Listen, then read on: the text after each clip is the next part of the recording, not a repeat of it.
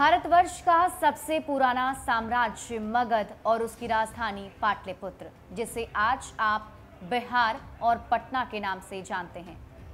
पाटलिपुत्र से राजधानी पटना तक बनने का सफर पटना का ऐतिहासिक रहा है और पटना बिहार का दिल कहा जाता है। पटना कई सारे एंगल से बिहार के लिए महत्वपूर्ण है, चाहे वो ऐतिहासिक हो या फिर राजनीतिक। पटना बिहार के सियासत का केंद्र है। तो न्यूज़ फॉर नेशन के चुनावी सीरीज में आज बात होगी राजधानी पटना की।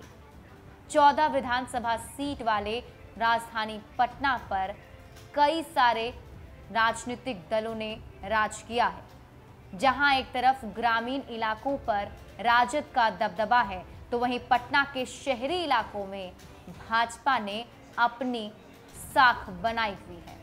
विधानसभा चुनाव की आहट राजधानी के साथ ही आसपास के ग्रामीण इलाकों में भी सुनाई पड़ने लगी है। चुनावी गणित के लिए दल जोड़ घटाव करने में लग गए हैं। पटना जिले में 14 विधानसभा क्षेत्र हैं। संसदीय क्षेत्र के लिहाज से पाटलिपुत्र और पटना साहिब के साथ ही मुंगेर का हिस्सा भी पटना जिले से जुड़ा है। पाटलिपुत्र संसदीय क्षेत्र में दानापुर, मनेर, फुलवाड़ी, मसौढ़ी, पालीगंज और विक्रम विधानसभा आता है। इनमें फुलवाड़ी और मसौढ़ी विधानसभा क्षेत्र सुरक्षित श्रेणी है। पटना साहिब संसदीय क्षेत्र के अंतर्गत बख्तियारपुर, दिघा, बांकीपुर, कुम्हरार, पटना साहिब और फतवा विधानसभा क्षेत्र आता है। मुंगेर संसदीय क्षेत्र का मोकामा और बाढ़ विधानसभा क्षेत्र भी पटना की परिधि में ही है। पटना जिले में कुल मतदाताओं की संख्या 46,36,463 है। इनमें से 24,34,033 पुरुष हैं, 22,02,267 महिला और 113 थर्ड जेंडर मतदाता हैं। संसदीय चुनाव के दौरान पटना में 4,620 मतदान केंद्र थे। विधानसभा चुनाव में कोरोना की वजह से 2,414 सहायक मतदान केंद्र बनाए जाने हैं। पाटलिपुत्र संसदीय क्षेत्र के अंतर्गत आने वाले विधानसभा क्षेत्रों में 15 वर्षों के दौरान मुकाबला आमने सामने का ही होता रहा है। कुछ प्रत्याशियों ने इस दौरान पाला बदलकर प्रतिद्वंदी का दामन भी थामा है। दानापुर से भाजपा ने लगातार अपना दबदबा बनाए रखा। मनेर में राजद का दबदबा कायम है। पालीगंज विधानसभा में अब लड़ाई भाजपा और राजद के बीच ठनती है।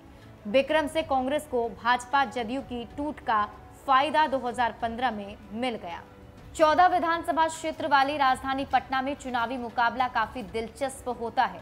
यहाँ पर तगड़ी फाइट होती है, जिसमें महागठबंधन और एनडीए आमने सामने होता है। इसमें भी खास है भाजपा और राजद, क्योंकि दोनों की लड़ाई सीधी होती है।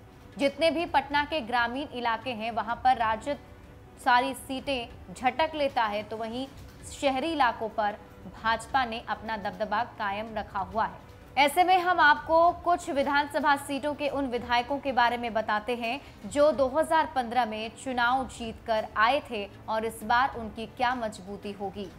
दानापुर से आशा देवी भाजपा से जीती थी। मनेर में भाई वीरेंद्र राजद से जीते थे। फुलवाड़ी में श्याम रजक जदयू से जीते थे। मसौढ़ी में रेखा देवी राजद से जीती थी। पालीगंज में बच्चा यादव राजद से जीते थे। विक्रम में सिद्धार्थ कांग्रेस से जीते थे। राजधानी पटना के अंतर्गत आने वाले 14 विधानसभा क्षेत्र की समस्या भी काफी ज्यादा है। भले ही राजधानी पटना को कई बार चमकाने की बात कही जाती है, स्मार्ट सिटी बनाने की कोशिश की जाती है, लेकिन बुनियादी समस्या अभी तक जड़ से खत्म नहीं हुए हैं।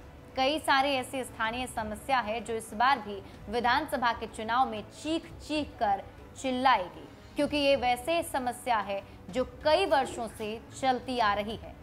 राजधानी की रंग में ही रंगे पश्चिमी इलाके की समस्याएं और शिकायतें भी कमोवेश एक सी हैं। शहरी क्षेत्र में जहां बरसात का पानी और नालों की गंदगी से जलजमाव की समस्या सताती है, तो पाटलिपुत्र संसदीय इलाके के इन 6 विधानसभा क्षेत्रों में पुनपुन, सोन और गंगा नदियों के जलस्तर में वृद्धि होते ही लोग बाढ़ के डर से आशंकित हो जाते हैं। इस इलाके का बड़ा भाग दियारा के रूप में जाना जाता है और नदियों के जलस्तर में वृद्धि के बाद एक तरह से शहरी क्षेत्र से कट जाता है। बड़े बड़े नालों पर अतिक्रमण की मार इन क्षेत्रों ने भी झेली है। हालांकि इस बार इससे काफी हद तक निजात मिली है। कई ग्रामीण क्षेत्रों में अभी सड़कों और पहुंच पथों की समस्या बनी हुई है। मुख्यमंत्री के साथ निश्चय के तहत हर घर नल का जल, शौचालय जैसी योजनाओं की पहुंच इन क्षेत्रों में गांव-गांव तक हुई है। पर उम्मीद अब भी ज्यादा है। ग्रामीण क्षेत्र में किसानों को सिंचाई के साधन के लिए भी ठोस पहल का इंतजार है। चुनाव के दौरान हर बार की तरह इस बार भी रोजगार, शिक्षा जैसे मुद्दे उठेंगे। वैसे क्षेत्र के लोगों में इस बात का संतोष भी है कि बिजली और गरीबों के कल्याण की कई योजनाओं में बेहतर काम हुए हैं। उज्ज्वला का सिलेंडर और कई योजनाओं की राशि खाते में आने से सुकून भी मिला है। सरकार द्वारा चलाए जा रहे जन कल्याणकारी योजनाओं से पटना का थोड़ा बहुत भला तो जरूर हुआ है और लोगों में थोड़ी संतुष्टि तो जरूर है, लेकिन अभी बहुत सारी ऐसी बुनियादी समस्या है जो खत्म नहीं हुई है, जिसको लेकर इस बार बिहार विधानसभा चुनाव में जो वोटर्स हैं वो वोट करने के लिए जाएंगे।